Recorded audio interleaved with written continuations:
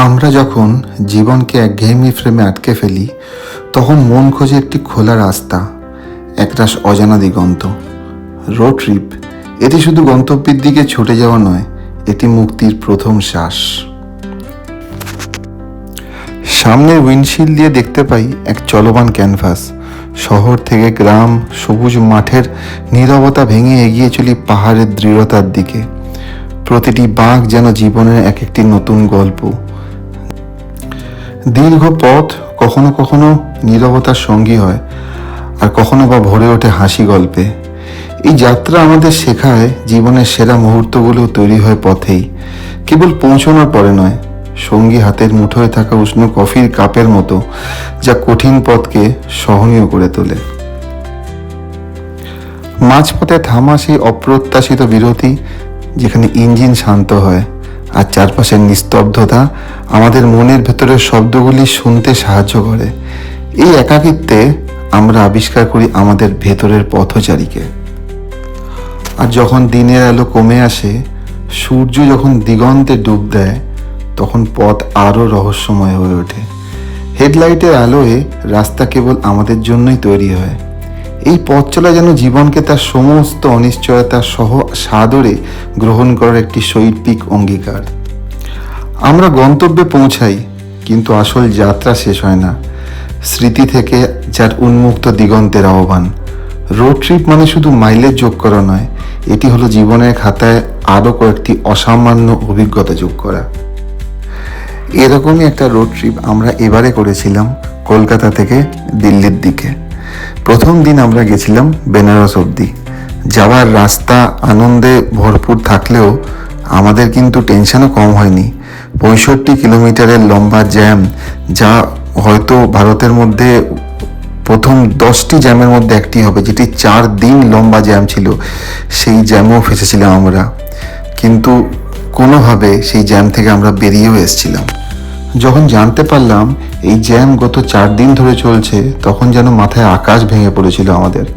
4 দিন গাড়ির দীর্ঘ সারি এমনভাবে স্থির হয়েছিল, মনে হচ্ছিল যেন আমরা কোনো বিশাল পার্কিং লটে আটকে পড়েছি। খাবার, জল, জ্বালানি সব কিছু নিয়ে একটা বড় চ্যালেঞ্জ তৈরি হয়েছিল। দীর্ঘ অপেক্ষা করার বদলে আমরা ঠিক করলাম নিজেদের উপায়ে নিজেদেরকে খুঁজে বার করতে হবে। জিপিএস আর লোকাল মানচিত্র নিয়ে শুরু হলো গভীর গবেষণা। আমরা খুঁজছিলাম এমন একটি রাস্তা যা এই মূল মহাসড়ককে পুরোপুরি এড়িয়ে যাবে। অনেকেই বললো ওখানে কাদা, ওখানে পথ নেই, কিন্তু ঝুঁকি নিতেই হতো আমাদের। অবশেষে আমরা খুঁজে পেলাম সেই গোপন রাস্তা, একটি ছোট্ট অপ্রচলিত রাস্তা। অনেকেই ভয় পিছিয়ে গেল, কিন্তু আমরা সাহস করে এগিয়ে গেলাম। রাস্তাটা খুবই খারাপ ছিল, কখনো ধুলো, কখনো গর্ত, কখনো অনেক জল, কিন্তু এটাই ছিল মুক্তির পথ। অবিশ্বাস্য, যেই পথ অতিক্রম করতে 4 দিন লাগতো, সেই 65 কিলোমিটার আমরা নতুন পথে পাড়ি দিলাম মাত্র 1 ঘন্টারও সময়। বিশ্বাস করতে পারছেন? মনে হচ্ছিল যেন এক বিশাল কারাগার থেকে বেরিয়ে এলাম। সেই মুহূর্তের স্বস্তি ভাষায় প্রকাশ করা অসম্ভব। এই সমস্ত কিছু রয়েছে আমাদের এই ব্লগে। চলুন তাহলে শুরু করা যায় ব্লগ।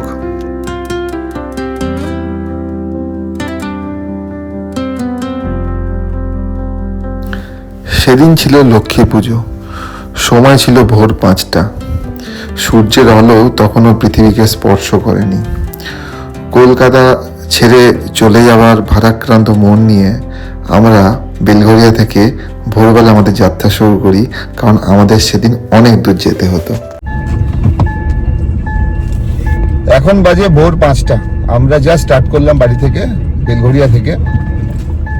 কলকাতা টু বেনারস আজ আমাদের জার্নি হবে। ডে 1-এ আজকে আমরা অত অব্দি যাবো। কালকে আবার আমরা বেনারস থেকে যাব দিল্লি। সকালবেলা অন্ধকার, এখনো আলো ফোটেনি। অনেক সকাল সকাল বেরিয়ে পড়েছি আমরা। রেয়ান ঘুমোচ্ছে, বাকিদের চোখও হাফ ঘুম, কারোরই ভালো করে ঘুম হয়নি। 3-4 ঘন্টা মাত্র শোয়া হয়েছে। রাস্তা পুরো ফাঁকা এখন। এটা একটা ভোরবেলা বেরোনোর একটা বড় অ্যাডভান্টেজ হচ্ছে, আপনাকে শহরের ভেতরে রাস্তা আপনি খালি পাবেন, তো সেটা আমরা পাচ্ছি এখন আমরা ডানলপ হয়ে দক্ষিণেশ্বর ব্রিজ হয়ে আমরা গঙ্গা ক্রস করব। তো ওদিকে এগোচ্ছি এখন আমরা। সকাল মানে ঘুম থেকে উঠে আমরা চাও খাইনি বাড়িতে, মানে বাড়িতে সময় নষ্ট করিনি, জাস্ট রেডি হয়ে ব্রাশ করে বেরিয়ে গেছি। তো একটু জার্নি করে নিই, একটুখানি ড্রাইভ করার পরে তারপরে আমরা একবার থামবো চা খাওয়ার জন্য। যখন সূর্যের আলো ফুটবে তারপরে, যতক্ষণ অন্ধকার আছে ততক্ষণ আমরা ড্রাইভ করবো, আলো ফোটার পরে আমরা চা খাবো। তো ততক্ষণ বাস ড্রাইভ করি, চলুন। একদিকে কলকাতা ছেড়ে চলে যাওয়ার ভারাক্রান্ত মন, আর অন্যদিকে সকালবেলা চা না খাওয়া, এই দুয়ে মিলে চোখ প্রায় বন্ধ হয়ে আসছিল সবার, খুব ঘুম পাচ্ছিল। সেই অবস্থাতেই আমরা শুরু করলাম আমাদের যাত্রা। এবং যখন আমরা শুরু করি তখন অন্ধকার, আমরা ধীরে ধীরে চলতে থাকি এবং কিছু দূর যাওয়ার পর আমরা বালি ব্রিজ ক্রস করি। সকালবেলা অন্ধকার থেকে সূর্য মাটি স্পর্শ করার আগে অবধি এবং মাটি স্পর্শ করার পরে তার আলোর যে পরিবর্তন, সেটা ছিল অসাধারণ। প্রত্যেকটা স্টেপ, প্রত্যেকটা পরিবর্তন আমরা দেখতে থাকি এবং উপভোগ করতে থাকি। কি ভীষণ সুন্দর। ধীরে ধীরে আলোর ইন্টেন্সিটি যত বাড়তে থাকে তত আমাদেরও ভালো লাগতে থাকে। আমরা তার মধ্যেই গাড়ি চালাতে থাকি, কারণ আমরা আগেই ঠিক করেছিলাম ভালো মতো সকাল না হলে, ভালো মতো সূর্যের আলো না উঠলে আমরা গাড়ি থেকে নামবো না, আমরা চা খাবো না। সেই উদ্দেশ্য নিয়ে আমরা চলতে থাকি। অত সকালে বেরোনোর জন্য রাস্তা ভীষণ খালি ছিল, কোনো ট্রাফিক ছিলই না বলতে গেলে। আমরা চলতে চলতে অনেক দূর যাওয়ার পর যখন ভালো মতো সূর্যের আলো ফুটে গেল এবং আমরা একটি চায়ের দোকান দেখতে পেলাম, তখন আমরা থামলাম আমাদের চা বিরতিতে। চা ব্রেক নিলাম আমরা। এখন সময় হচ্ছে এখন 6:30, মানে আমরা 1.5 ঘন্টা ড্রাইভ করলাম। আর আমার মনে হয় এখন আমরা বর্ধমান আছি। শক্তিগড় তো ক্রস করে গেছিলাম অনেকক্ষণ আগে, কোথায় আছি জানি না। তো এনিওয়েজ আমরা প্রায় 100 কিলোমিটারের কাছাকাছি ড্রাইভ করলাম, 100 কিলোমিটার। তো এখন 6:30 বাজে। বাঙালি তো চা না হলে হয় না, আমাদের আরও আগে চা খাওয়া উচিত ছিল, কিন্তু বাচ্চাগুলো মানে ঘুমোচ্ছে বলে আমরা থামিনি। ঠিক আছে, কিন্তু এখন আমাদেরও ঘুম ঘুম একটু আছে, তো ওই জন্য ভাবলাম চাটা খেয়ে নিই, কাটবে ঘুমটা। তো ব্যাস এখন চা ব্রেক, চা খেয়ে আবার যাবো। আমরা চা নিয়ে নিয়েছি, 2 কাপ চা নিয়েছি, আর এই হচ্ছে তার সাথে বিস্কিট। এখন আমরা চা বিস্কিটটা খাবো, তারপর আমরা গাড়ি স্টার্ট। আপনি যেখানে যত চাই খান না কেন, রাস্তার এই ভাঁড়ে চায়ের মজাই আলাদা। ভাঁড়ে চা খাওয়ার মজাই আলাদা।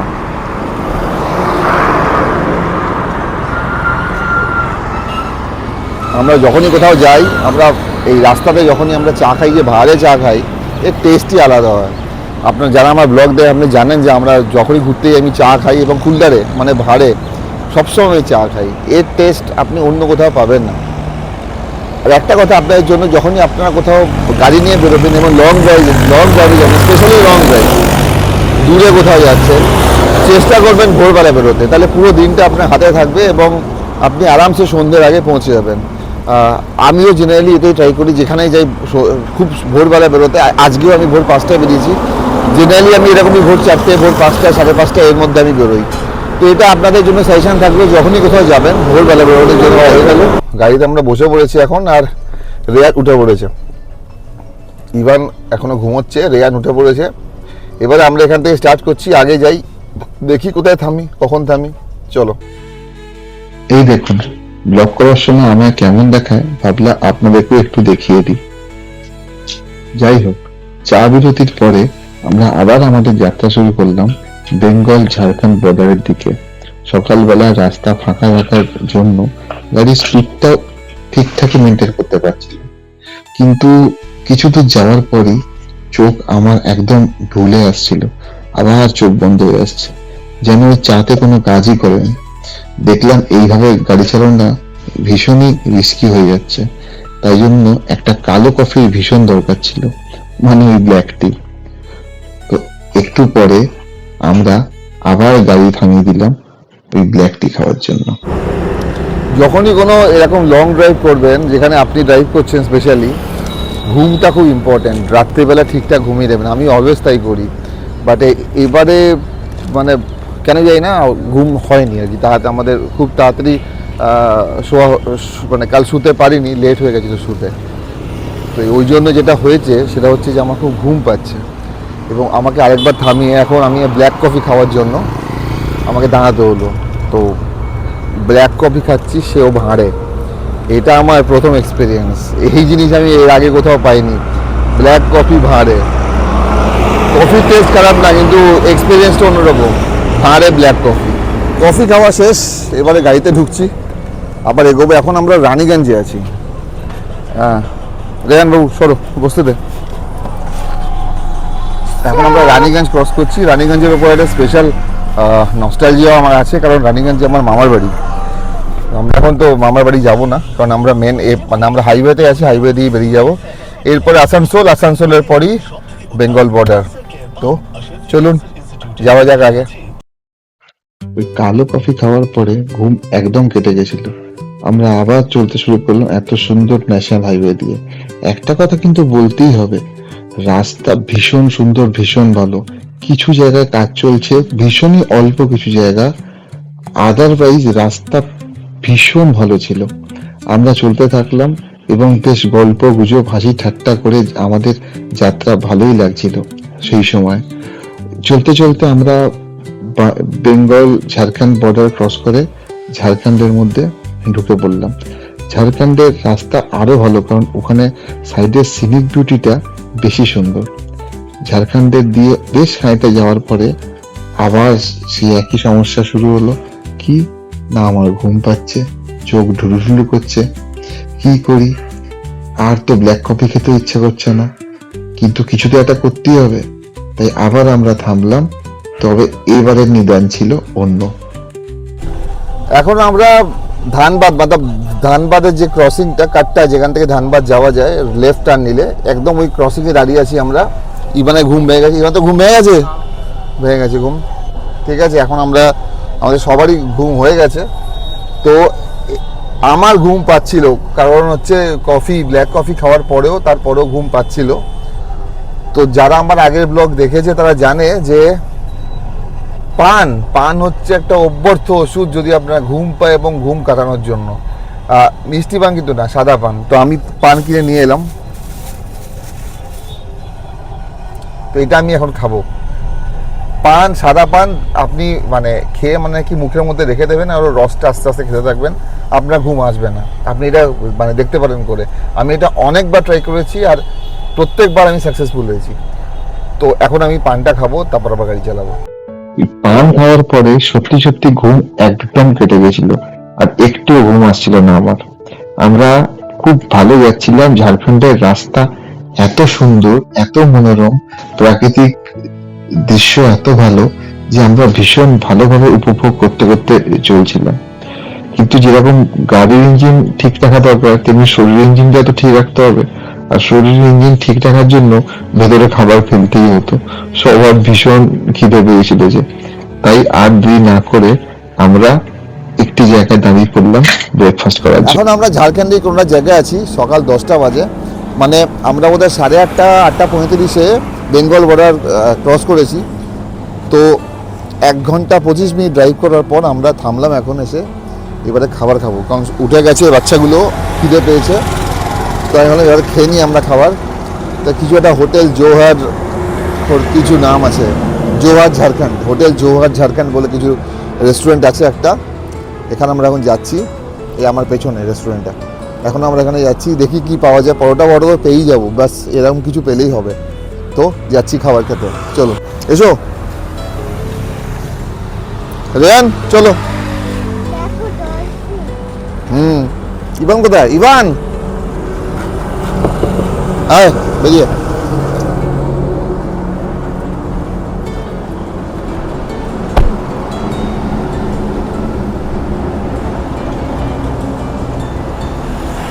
খাবার দিয়ে দিয়েছি অর্ডার।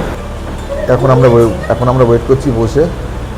খাবার হচ্ছে লুচি, আলু ভাজা, ডিমের অমলেট। খুব বাজে কম্বিনেশন, কিন্তু আর কিছু নেই। যাই হোক, যা আছে সেটা তাড়াতাড়ি করে খেয়ে আমরা উঠে যাব। তো এটাই প্ল্যান আর কি, কারণ এখানে টাইম নষ্ট করার কোনো মানে হয় না। মানে লুচি, আলু ভাজা এসবই খেয়ে নেবো এখন। এই দেখো বাকিরা কী করছে, বাকিরা এখন ওয়েট করছে খাবারের জন্য। Reyan hello, Ivan hello. ইভানের মাম্মির চোখেও এখন ঘুম। কি করছিস জান এটা তুই? আচ্ছা তুইও করবি ব্লগিং? আচ্ছা চলে আমার কাছে চলে আয়, করাচ্ছি তোকে।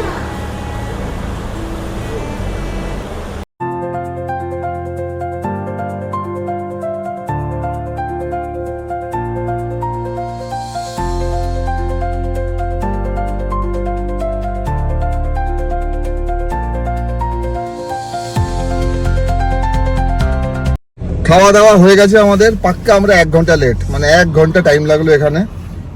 এনিওয়েজ আমরা 10টা বাজার 10 মিনিট আগে থেমেছিলাম বোধহয়, বা 10টা হবে, এখন ইজ 10:50। তো অনেকক্ষণ টাইম ওয়েস্ট হলো। এবার আমরা সোজা যাব লাঞ্চের আগে, যদি মানে ওয়াশরুমের জন্য দাঁড়াতে হয় দাঁড়াবো, আদারওয়াইজ কোথাও দাঁড়াবো না, সিধা গিয়ে লাঞ্চের ওখানে। তো এখন আমরা ঝাড়খণ্ডে আছি। এখন ঝাড়খণ্ডে অ্যাটলিস্ট ঝাড়খণ্ড মানে বিহার বর্ডার ক্রস করার আগে তো আর দাঁড়াবার ইচ্ছা নেই। দেখা যাক, চলুন। সকালের প্রাতঃরাশ সারার পরে, যদি ওটাকে প্রাতঃরাশ বলা যাবে কিনা জানি না, কারণ আমরা প্রায় 11টার সময় খাওয়া শেষ করেছিলাম। যাই হোক, খাওয়ার পরে পেট ভর্তি, রাস্তা খালি, মুড সবার খুব ভালো। আমরা চলতে থাকি ঝাড়খণ্ডের ওপর দিয়ে, খুব সুন্দর মনোরম প্রাকৃতিক দৃশ্য দেখতে দেখতে। ঝাড়খণ্ড ক্রস করতে আমাদের বেশি সময় লাগেনি, প্রায় ঘন্টাখানেকের মধ্যেই বা ঘন্টা দেড়েকের মধ্যে আমরা ঝাড়খণ্ড থেকে বিহার বর্ডার ক্রস করে বিহারে ঢুকে যাই। বিহারে ঢোকার পরেও আমরা চলতে থাকি, থামিনি। রাস্তা ভালো ছিল, সব ঠিকঠাক চলছিল, গাড়িও বেশ জোরেই চলছিল। তখন প্রায় 3-3.5 ঘন্টা ড্রাইভ করার পরে যা হয় আর কি, সবারই পা ধরে গেছিল, একটু দাঁড়াও একটু দাঁড়াও, এরকম একটা ফিলিংস সবার মধ্যে আসছিল। তো আমরা বিনা কোনো কারণে শুধুমাত্র দাঁড়ানোর জন্য দাঁড়িয়ে যাই। হ্যালো, আমরা অনেকক্ষণ ধরে ড্রাইভ করছিলাম, এখন আমরা বিহারে আছি।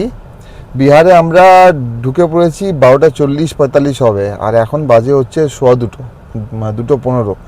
আমরা মাঝখানে কোথাও ব্রেক নিইনি, টানা চালাচ্ছিলাম। এখন মনে হয় বিহার ইউপি বর্ডারও আর বেশি বাকি নেই মনে হয়, বাট আমাদের টোটাল এখনও বাকি আছে 200 কিলোমিটার, 200 কিলোমিটার বাকি আছে টোটাল। খিদে এখনও পাইনি আমাদের লাঞ্চের জন্য, কারণ তখন আপনারা তো জানেন আমরা লেট করে ব্রেকফাস্ট করেছিলাম। তো এখন থামার কারণ হচ্ছে যে এদের পা ব্যথা হয়ে গেছে বসে বসে, কোমর ব্যথা হয়ে গেছে, তো একটু ছাড়ানোর জন্য স্পেশালি ইভান আর ইভানের মাম্মি ওরা আর কি নিচে নামলো। রেয়ান আর আমি গাড়িতেই আছি বসে। পানটা কিন্তু খুব কাজের, কারণ আমি আপনাকে তখন যেটা বলছিলাম সকালে, যে পান আমার যে ঘুম পাচ্ছিল, পানকে খেয়ে আমার ঘুম কিন্তু কেটে গেছিলো ঘুম। আর একটা কথা, যারা আমার দিল্লি টু কলকাতা ব্লগটা দেখেছেন, যেটা হিন্দিতে মানে হিন্দি ব্লগ আর কি ওটা, তো ওখানে আমি দেখবেন বলেছি যে শুধু দিল্লি কলকাতার জন্য না, যে কোনো লং ট্যুরে যাওয়ার আগে, বিকজ আপনি গাড়ি নিয়ে যাচ্ছেন এবং গাড়ি আপনার সব কিছু, গাড়ির সার্ভিসিং মাস্ট। যদি গাড়ির সার্ভিসিং 3-4 মাসের পুরনো হয়ে গিয়ে থাকে, তাহলে একবার সার্ভিসিং করে নেবেন, অ্যাটলিস্ট মোবিলটা চেঞ্জ করে নেবেন। আর যদি মানে অনেক বেশি পুরনো হয়, তাহলে তো পুরো সার্ভিসিংই করাতে হবে আপনাকে। এই ব্যাপারে কোনো রকম রিস্ক নেবেন না। 4টে টায়ার এবং স্টেপনি, 5টা টায়ারই প্রপারলি চেক করবেন, যাতে কোনো অসুবিধা না হয়, সব টায়ার ঠিক থাকে, তারপরেই কিন্তু আসবেন। এরপরে আমরা ঠিক করি যে একদম লাঞ্চ টাইমে গিয়েই থামবো।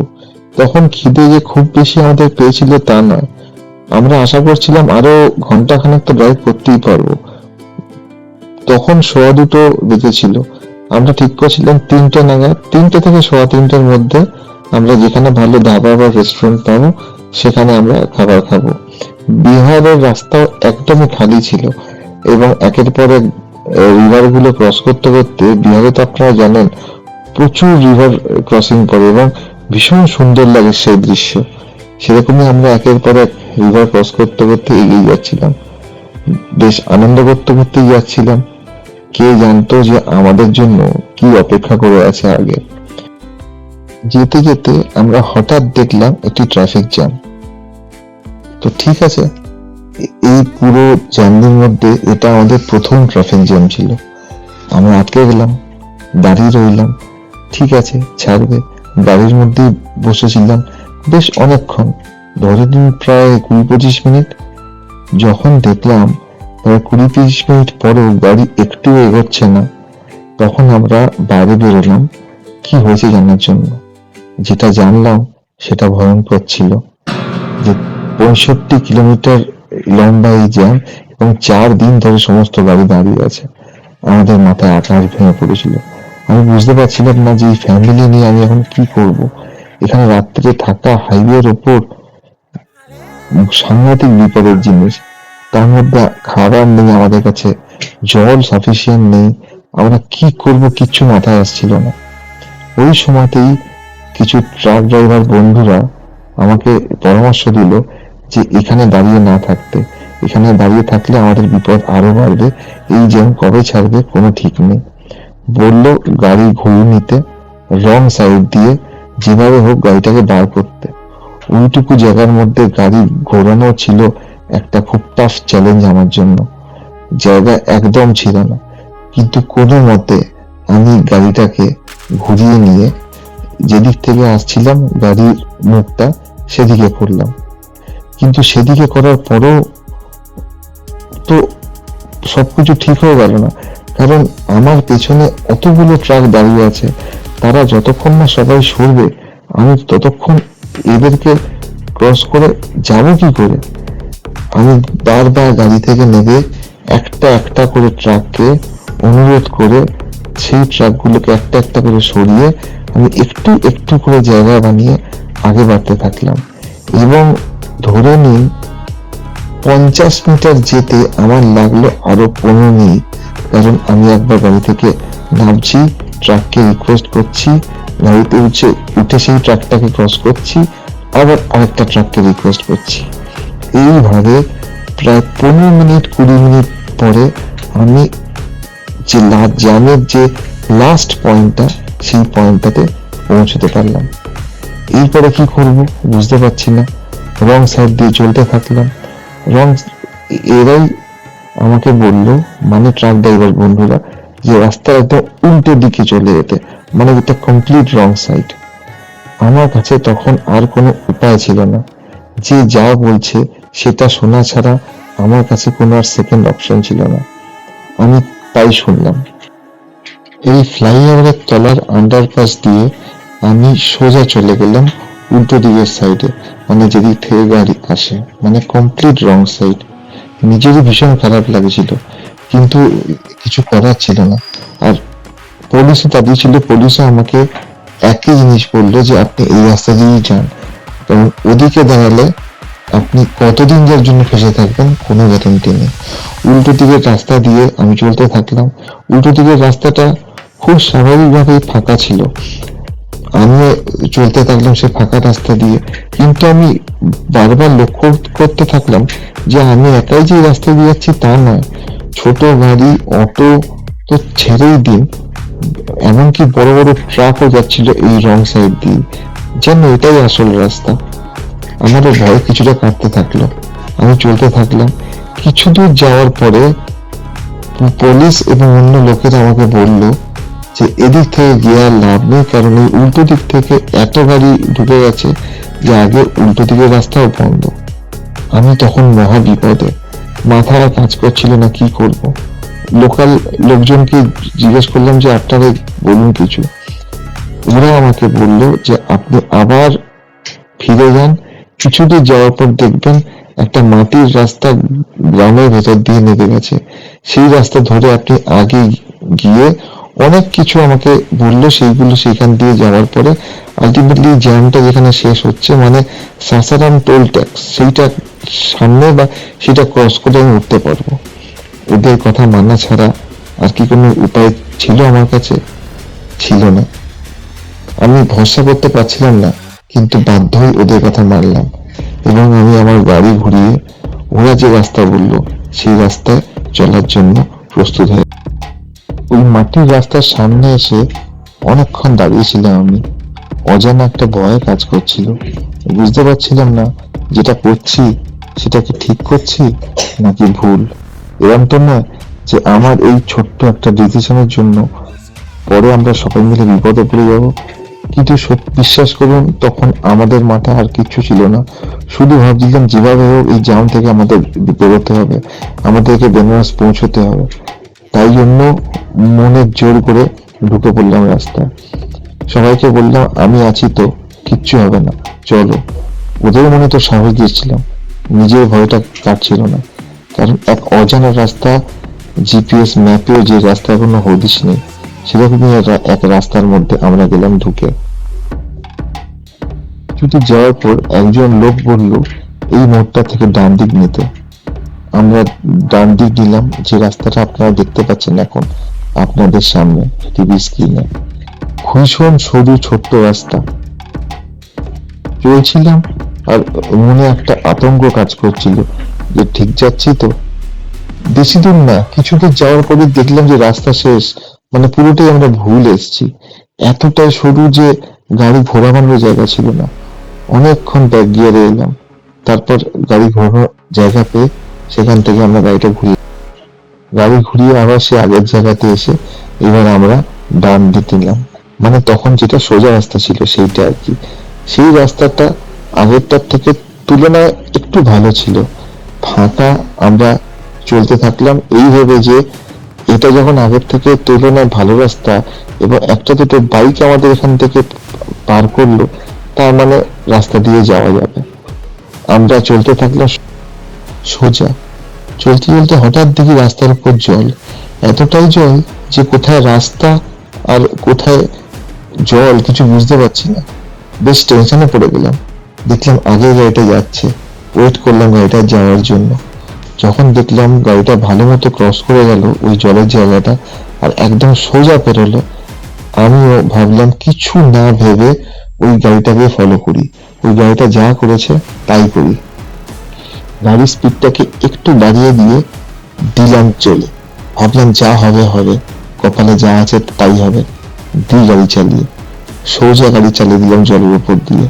দেখলাম যে না, কিচ্ছু হলো না, পার করে দিলাম, উল্টো দিকের রাস্তা দিয়ে পৌঁছে গেলাম। এরপর চলতে থাকলাম। বেশ কিছুটা যাওয়ার পর রাস্তা আরো চওড়া হলো, সামনে একটা বাঁক এলো, যেখান থেকে আমাদেরকে বাঁ দিকে বাঁক নিতে হলো। এরপরে রাস্তাটা আরেকটু চওড়া হলো। মনে তখন সাহসটা অনেকটা বেড়ে গেছে। এটা বুঝতে পারছিলাম যে না, ফাঁসি নেই বা ভয়ের কিছু নেই। রাস্তায় অটো গাড়ি অনেক দেখতে পাচ্ছিলাম। সরু রাস্তা, সময় হয়তো লাগবে, কিন্তু এটা বুঝতে পারছিলাম যে কোথাও না কোথাও এটা পৌঁছে যাবো। আর এখানে এত বাড়িঘর দেখে সাহসটা আর একটু বেড়ে গেছিল যে যদি একান্ত বেনারস অব্দি পৌঁছতে নাও পারি, এখানে কোথাও একটা থেকে যাব, কারোর বাড়িতে বা হোটেলে যাই হোক কাউকে রিকোয়েস্ট করে কিছু করে হোক থাকার জায়গাও পেয়ে যাব আর খাবারও পেয়ে যাব। ওই জন্য সাহসটা আস্তে আস্তে বাড়তে থাকলো এবং চলতে চলতে রাস্তাটাও আরো চওড়া হতে থাকলো। তারপরে বেশ কিছুক্ষণ যাওয়ার পর যখন মনের সাহসটা আরো বেড়ে গেল, তখন একটু চারিদিকে দেখতেও শুরু করলাম। দেখতে দেখতে হঠাৎ দেখি এমন একটা জায়গা যেখানে জলের মাঝখানে একটা বেশ সুন্দর কনস্ট্রাকশন। সেটা দেখেই দাঁড়িয়ে গেলাম আপনাদেরকে দেখানোর জন্য। আমরা ভালোই যাচ্ছিলাম, যখন 150 কিলোমিটার বাকি আর টাইম দেখাচ্ছে 6টা বা 6:15টার মধ্যে পৌঁছে যাব, ওরকম সময় আমরা একটা জ্যামের মধ্যে দাঁড়ালাম। পেছনে গিয়ে প্রচুর ট্রাকে ওখানে ছিল। মোটামুটি 20 মিনিট 25 মিনিট দাঁড়ানোর পরে ট্রাক ড্রাইভারই বললো যে আপনি গাড়িটাকে ঘুরিয়ে নিয়ে চলে যান, কারণ এই জ্যাম 2 দিন ধরে লেগে আছে। তো আমরা গাড়ি ঘুরিয়ে নিয়ে তারপরে যা শুনলাম যে মানে এই জ্যামটা মোটামুটি 22 না 25 কিলোমিটারের জ্যাম লম্বা।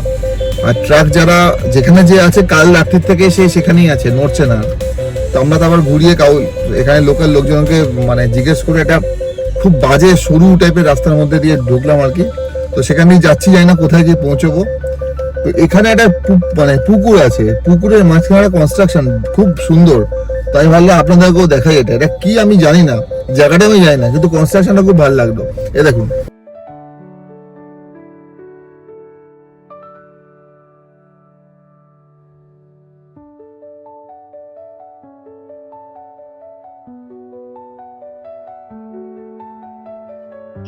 এরপরে আমরা আবার চলতে থাকি ওই রাস্তা দিয়েই আরো আগের দিকে। তো ততক্ষণে গুগল ম্যাপ ক্যাচ করে নিয়েছে এবং আগের রাস্তা দেখাতে শুরু করেছে। তো ব্যাস আমরা ম্যাপ ফলো করে চলতে থাকি। বেশ কিছুটা যাওয়ার পর একটা বাঁদিকে টার্ন নিলাম। তারপর রাস্তা আরো চওড়া হয়ে গেল, মানে বেশ চওড়া। তখন তো ভালো মতো বুঝতে পেরে গেছি যে আর কোনো ভয় নেই, এখন আমরা ঠিক পৌঁছে যাব। এখন এই রাস্তাটা মনে হয় আমাদের যে আমরা সাসারাম সিটির ভেতর দিয়ে যাচ্ছিলাম, হয়তো, আমি শিওর না। তখন সেই মনের অবস্থাও ছিল না কোথা দিয়ে যাচ্ছি না যাচ্ছি দেখা, শুধু সবার মনের মধ্যে একটাই জিনিস কাজ করছিল, যেভাবে হোক এই জ্যামের বাইরে বেরিয়ে আবার আমাদেরকে এনএইচ ধরতে হবে। ন্যাশনাল হাইওয়ে ছেড়ে আমরা অনেক দূর চলে এসেছিলাম, আবার আমাদের ন্যাশনাল হাইওয়েতে ফিরে যেতে হবে, ব্যাস এটাই।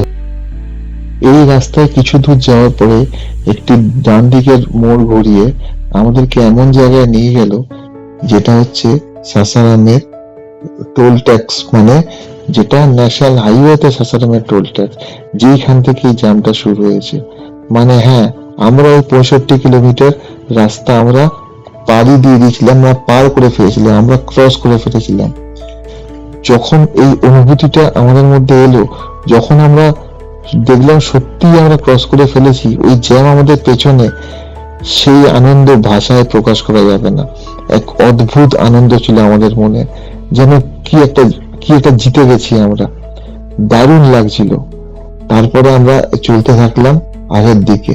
এই অনুভূতি যদি আপনাদেরও কারোর হয়ে থাকে, এরকম এক্সপিরিয়েন্স যদি আপনারাও কোনোদিন ফেস করে থাকেন, তাহলে প্লিজ অনুরোধ করছি কমেন্ট বক্সে শেয়ার করবেন অবশ্যই। আমিও জানতে চাই আমাদের যা ঘটনা ঘটেছিল, এইরকম ঘটনা আপনাদেরও কারোর সাথে কোনোদিন ঘটেছিল কিনা। যাই হোক, এই রাস্তা পার করে আমরা এরপর সোজা চলতে থাকি এবং খাবার কোনো জায়গায় দাঁড়াবার জন্য ভীষণ খিদে পেয়ে গেছিল আমাদের, আর আমরা পাচ্ছিলাম না। তখন ভাবছিলাম কখন কোনো খাবার জায়গায় দাঁড়িয়ে একটু খাবার খাবো। তখন বিকেল হয়ে গেছিল, খিদের চোটে আমাদের সবার অবস্থা খারাপ, খুব খারাপ, স্পেশালি বাচ্চাগুলো, ওদের কথা ভেবে ভীষণ খারাপ লাগছিল আমাদের। আমরা আলটিমেটলি ওই সাংঘাতিক জ্যামটা থেকে বেরোতে পেরেছি, কারণ ওই যে ভেতরের রাস্তাটা বলছিলাম আপনাদের, ওটা ঘুরিয়ে ঘুরিয়ে ওই সিটির মধ্যে দিয়ে সাসারামের ভেতর দিয়ে একদম টোল ট্যাক্সের সামনে নিয়ে ফেললো, এমন জায়গাতে নামালো, মানে আমাদেরকে ওঠালো টোল ট্যাক্সের ওখানে, এমন জায়গাতে ওঠালো যেখানে কোনো জ্যাম নেই, মানে জ্যামটাও পেছনে ছিল আর কি কনস্ট্রাকশনের জন্য। তো আমরা চলে এসেছি অপোজিটের জ্যামটা দেখতে পাচ্ছি, ঠিক আছে, অপোজিটে আমরা ধরুন চলে এসেছি প্রায় 10 কিলোমিটার, এখনো জ্যাম আছে। এই দেখো আমি দেখাচ্ছি আপনাদেরকে, ওই যে দেখছেন না, এগুলো অপোজিটের, এবং ওই জন্য এই দিক থেকে রং সাইড থেকে গাড়িও আসছে কন্টিনিউয়াসলি। আর এই যে জ্যামটা, এটা আমরা প্রায় টোল ট্যাক্স ক্রস করে চলে এসেছি 10 কিলোমিটারের বেশি, ঠিক আছে, এখনো জ্যাম আছে, হিউজ জ্যাম। সেম যে ওদিকে ছিল প্রায় 22-25 কিলোমিটার, এদিকেও তাই হয়তো হবে। তো এবারে এতে সবকিছু ঠিকই আছে, একটাই প্রবলেম হয়েছে যে জ্যামের চক্কর আমাদের খাওয়া হয়নি, লাঞ্চ হয়নি, খিদে হয়ে গেছে সবার। দেখি কোথাও কিছু খাবো একটা, এখানে তো কিছু নেই হাইওয়ের ওপরে। এই দেখো তো, এটা পেট্রোল পাম্প, খাওয়ার দোকান সামনে, পেট্রোল পাম্পই মনে হয়। এখানে কিছু ধাবা পেলে খেয়ে নেবো, যা পাবো। এখন তো টাইম হচ্ছে 4:15, 4:20 ইনফ্যাক্ট, তো ওই জন্য এখন আর কোনো মানে ফ্যাসিনেশন নেই, যা পাবো সেটাই খাবো, অল্প স্বল্প খেয়ে নেবো ব্যাস। আরো প্রায় 10-15 মিনিট ড্রাইভ করার পরে আলটিমেটলি আমরা একটা ধাবা পেলাম খাবার জন্য।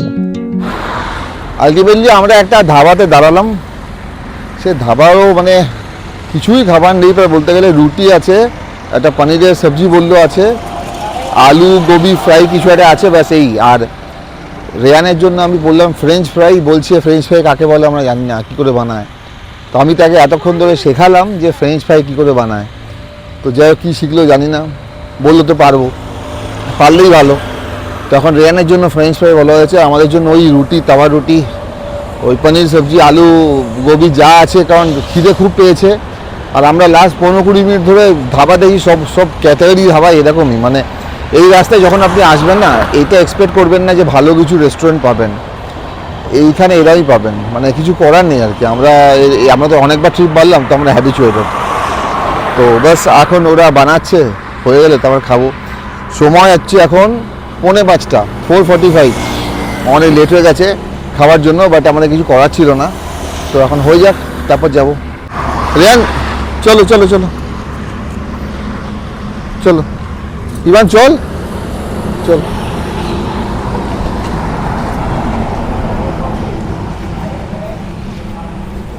এইখানে এদের রান্না হয়, এই যে এই ওদের ধাবা, এখানে রান্না হয়।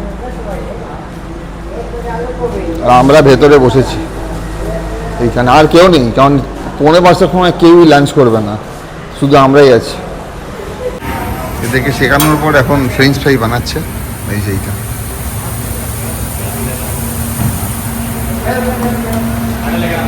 এটা বানালো, সেটা আলটিমেটলি এই বানালো,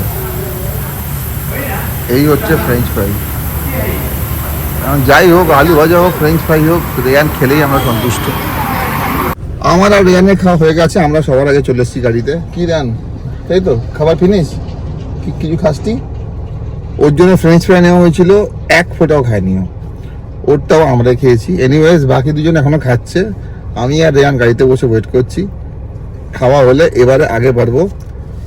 এখান থেকে এখনো 130-120 কিলোমিটার এরকম কিছু হবে, 130 বা 120 কিলোমিটার আমাদের হোটেল অব্দি পুরো আমি বলছি। তো দেখা যাক কত টাইম লাগে। সেদিনকে আমরা সূর্যোদয় থেকে সূর্যাস্ত সবকিছুই দেখে ফিরেছিলাম রাস্তায় থাকতে থাকতে।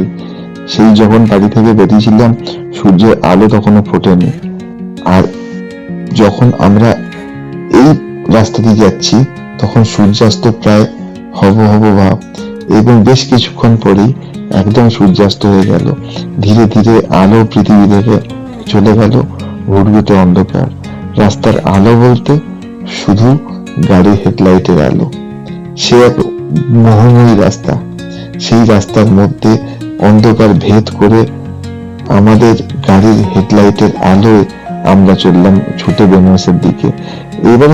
এবারে আমরা বেনারসে থাকিনি, কারণ আসার সময় অলরেডি আমরা বেনারসে আরতি দেখা, পুজো দেওয়া সবকিছুই করে নিয়েছিলাম। তাই বেনারস ঢোকার ঠিক আগে একটি বেনারস বাইপাস আছে যেটা লখনৌর দিকে যায়। আমরা সেই বাইপাস রোড ধরলাম, এবং পরের দিন আমাদের লখনৌ দিয়েই দিল্লি যাওয়ার কথা। আর আমাদের হোটেলটাও যে আমরা বুক করেছিলাম ওই বাইপাস রোডের ওপরেই। এটাতে আমাদের অনেক সুবিধা হয়েছিল, বেনারসের শহরের যে জ্যাম সেটা আমাদেরকে পোহাতেই হয়নি। আমরা ওই বাইপাস রোড ধরে, ভীষণ ভালো রোড, ওই রোড ধরে বেশ কিছুক্ষণ পরেই আমরা পৌঁছে গেলাম আমাদের হোটেল।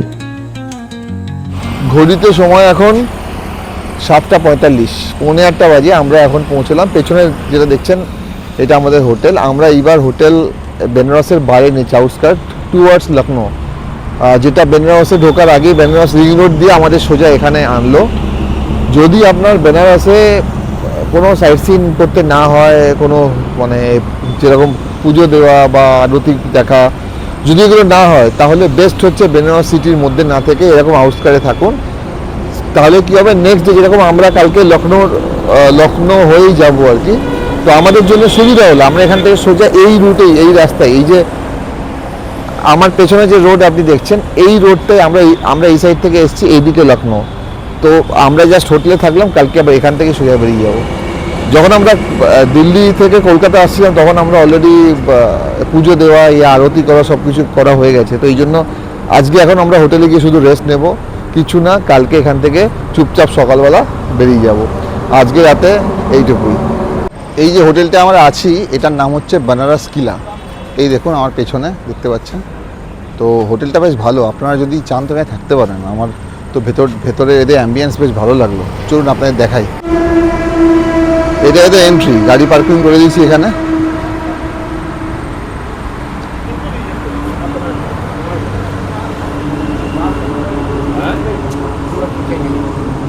এন্ট্রিটা বেশ সুন্দর, ভেতরে ঢুকতেই বড় লন আছে, বেশ সাজানো গোছানো লন।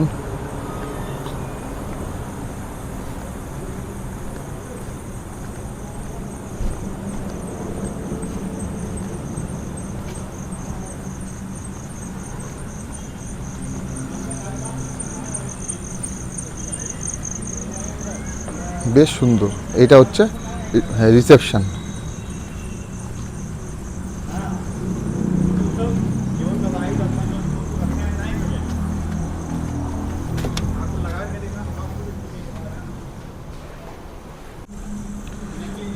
চেকিং ফর্মালিটি করে নিলাম, তার আগে আমি ওদেরকে রুমে ঢুকিয়ে দিয়েছি, কারণ সবাই ভীষণ টায়ার্ড, আজকে অনেক বড় জার্নি হয়ে গেছে।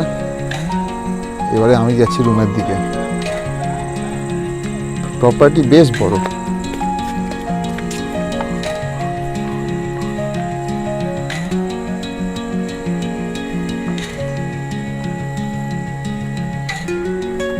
হেরিটেজ প্রপার্টি, এটা বেশি পুরনো না, 2 বছরের বোধহয় পুরনো বললো, কিন্তু এটা হেরিটেজ স্টাইলে বানিয়েছে পুরো।